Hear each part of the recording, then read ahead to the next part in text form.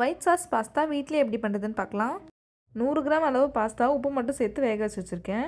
இனி ஒரு பேனில் 1 டீஸ்பூன் பட்டர் சேர்த்துக்கோங்க. பட்டர் மெல்ட் ஆனதும் ஒரு 8 பல்லு பூண்டை வந்து நறுக்கி வச்சுருக்கேன், அதை உள்ளே சேர்த்துக்கிறேன். நல்லா வதக்கி விட்டுருங்க. அடுத்து பாதி வெங்காயத்தை வந்து கட் பண்ணி வச்சுருக்கேன், அதையும் நான் இப்போ உள்ளே சேர்த்துக்கிறேன்.